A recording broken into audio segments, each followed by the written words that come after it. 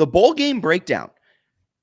We heard from the College Football Playoff Committee spokesperson that JMU is not eligible for any ranking in the College Football Playoff, even if somehow they win. They're the best team out of the group of 5, and they win the Sun Belt Championship. They still would not be eligible, regardless of how everything shakes out, to be in a New Year's Six bowl. So Bennett wanted to kind of do a bowl game breakdown here, because now that we really know where JMU can and can't be come the end of the season, I think there's a lot of information still out there that is yet to be known.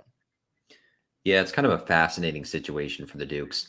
And I feel like a lot of fans get confused by the situation. So I think the number one thing is JMU can technically play in a bowl if there are not enough eligible teams. You become eligible essentially by going 6-6, right? You reach 6 wins, you're a 500 team. You can play in a bowl game. There are 41 bowl games, which is absurd. So you have 82 of the 133 teams, more than half of college football goes to a bowl game, but sometimes not enough teams qualify in the regular season, and you send some like 5 and 7 teams because their grades are good, essentially.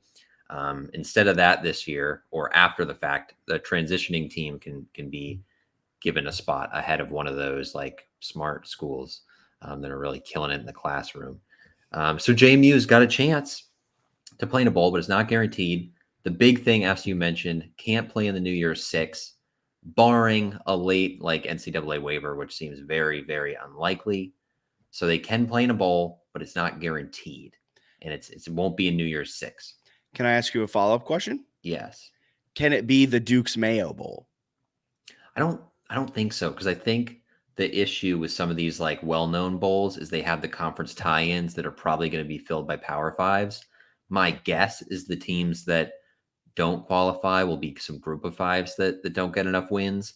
And then you would look at probably a bowl game like before Christmas that JMU plays in if they qualify. And I think they kind of slip into wherever is open with the bowls then probably pretty excited to take a fan base that's never played in a bowl before. Yeah, so kind of expect what, the Rocket Mortgage Bowl, the Bahamas Bowl that's not being played in the Bahamas. Yeah, could be a Bahamas-y situation. I wonder, though, about who they might play, because they could actually luck into a really interesting group of 5 matchup where, like, maybe Liberty is not the New Year's Six participant because their schedule is embarrassing. And maybe like the 140th ranked out of 133 schedules. Exactly. So maybe they play like a Liberty. Maybe they get a good team from the MAC. There's a possibility if there are multiple open spots, they could actually play Jacksonville State, which is also in the same sort of situation, which would be kind of fun if they have the 2 teams that aren't eligible playing in a bowl game. So there is a possibility they have a fun matchup. It's just not a guarantee. And I think, at least from the fan perspective, there's not a whole lot of use in screaming at the Sun Belt, especially, or really the NCAA about eligibility at this point. So what you're telling me, JMU can't make a New Year's Six, even if the Sun Belt reversed course and allowed JMU to play in the championship game, and they win the championship, and they're the best group of 5 team.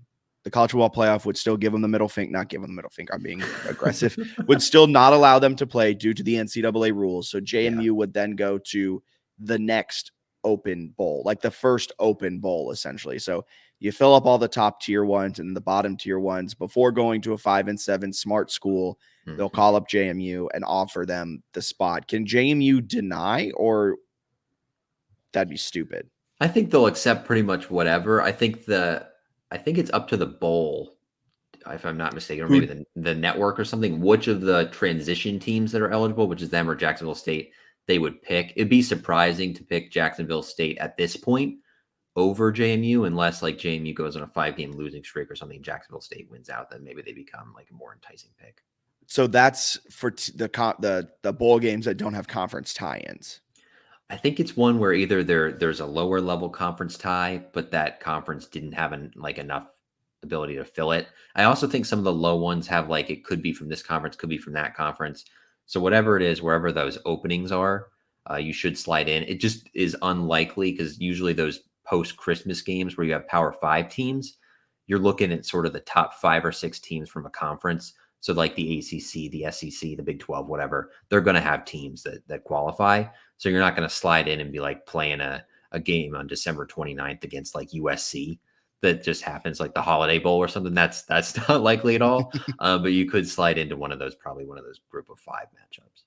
Well, thank you so much for that bowl game breakdown, Bennett. Appreciate you. This was going to be the last time we talked about bowls for the rest of the season until we knew what JMU's bowl kind of ticket was. Unfortunately, or maybe fortunately, the Virginia entire legislative body has decided that James Madison football is the one topic that they are going to come together over. It's not anything that actually impacts, the life of Virginian all that much. No, we are going to come together about JMU football and threaten to go to war with the NCAA to let JMU play in. So there could be a lot more updates here coming down the pipe very quickly. There might be an emergency podcast in our future, but unfortunately or fortunately, depending on which side you're on, we're going to have to keep talking about bowl games, even though we don't really want to anymore, because I would love for this all to die down and JMU just goes 12-0, goes to the Bahamas Bowl and just 50 pieces some poor MAC school. Because a couple weeks back, I feel like for us, we're flipping course here. The reason fans were so excited was it was unclear if yes, if there were open spots, it was unclear if like that open spot could just be the New Year's Six. And like if you're the best group of 5 team and the Sun Belt changes its mind and you play for your conference title and you win the conference title game, could you then go to the New Year's Six if there are open bowl spots? You slide into one of those, and then Jacksonville State and some other teams slide into the lower bowls. Was that possible? And that's what the College Football Playoff Committee said no, because the committee cannot rank an ineligible team by the NCAA, and you have to be the highest ranked group of 5 conference champion. So if you're not ranked, obviously you can't be the highest ranked, and that is the College Football Playoff Committee ranking. The AP poll is completely irrelevant for that kind of selection stuff. So a huge bummer, I think, because there was sort of that little potential carrot where it was like, wait, maybe something could happen here. Maybe the Sun Belt would change its mind, because the Dukes are, if they were eligible, they're positioned better than any Sun Belt team to sort of contend for the New Year's Six spot. But it appears to be completely off the table at this point. Yeah.